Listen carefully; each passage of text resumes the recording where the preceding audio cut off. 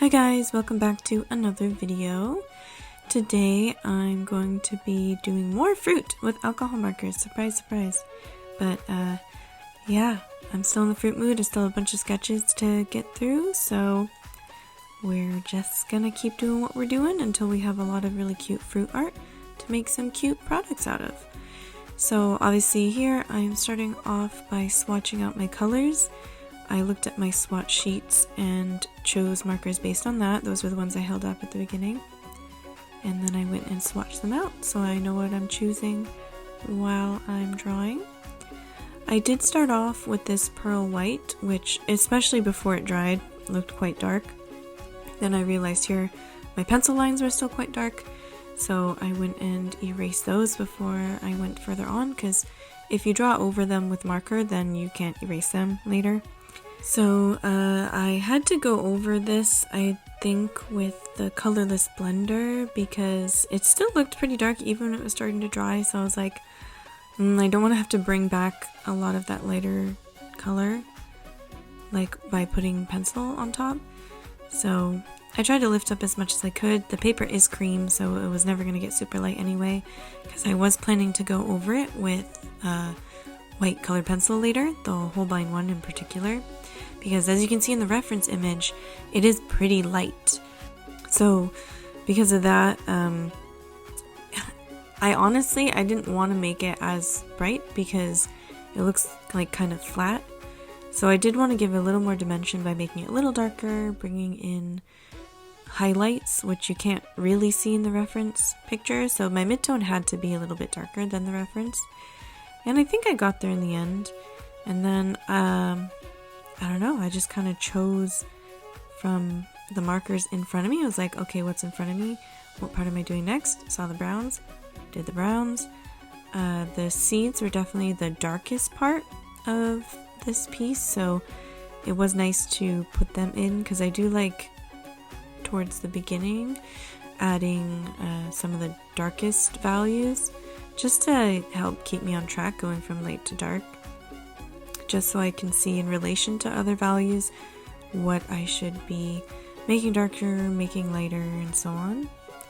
I did really like that these sort of bits in the middle look super yellow, so I went and grabbed like one of the most vibrant yellows I have, and then I had to go in sort of around them with like a paler yellow and then sort of like a orangey yellow, so it looked less stark, but I think it still came out alright. And yeah, here I'm adding a bit more dimension to like the white flesh of the apple that you can kind of see in the reference image, but it wouldn't translate super well if I was really subtle about it into a piece of artwork, especially if I were printing it, which I do plan to do. So I went a little bit darker, though it does dry lighter, and I used a little bit of pencil later to add a bit more contrast. And then I went in with this Copic marker, which you saw me using, a lot of these colors you saw me using in the last drawing there, which you can see through the back of the paper above it. So it should be pretty cohesive. I don't think there are really any colors. I can go back and check. There's a little bit of difference between them, but I think for the most part should be pretty cohesive, because I do know a lot of them. I didn't actually, probably should have checked to see which markers I used in the first one, but I did recognize a lot of the names and numbers, so that's probably gonna turn out alright when I put them side by side. And even if there's a little bit of difference, I can probably fix it digitally once I scan this. Actually, I did scan this, so I will hopefully get a chance to clean them both up today, both apples. But there is one more in the set, not sure if I actually want to go with it because it is another full apple.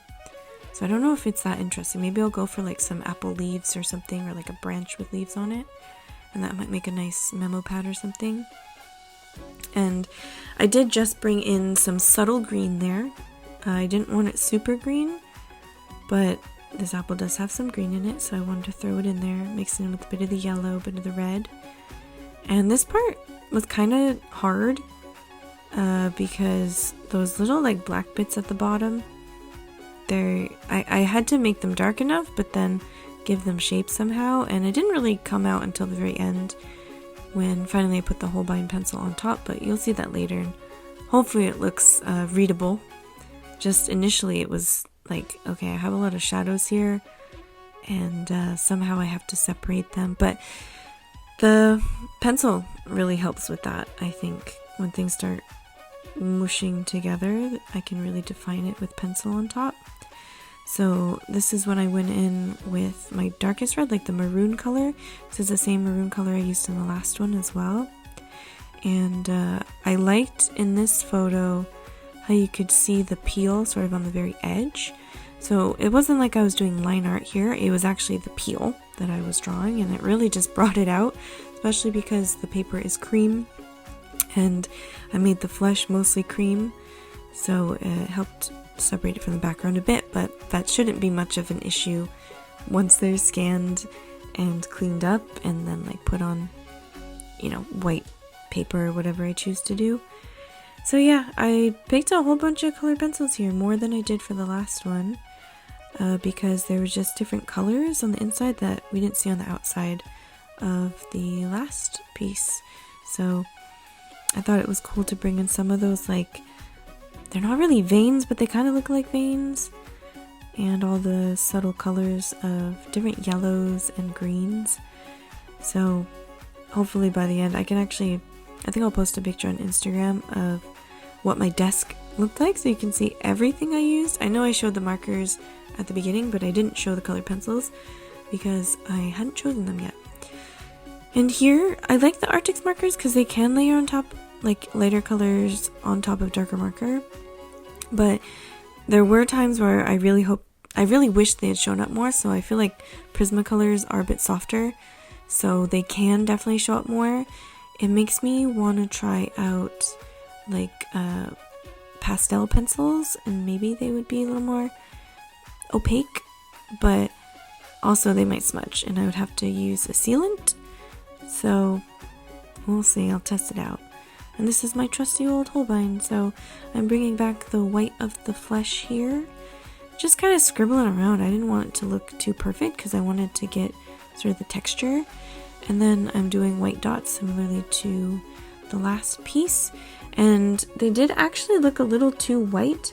And I tried going over the other section where the dots weren't so noticeable with the Arctic's white, and it just wasn't showing up.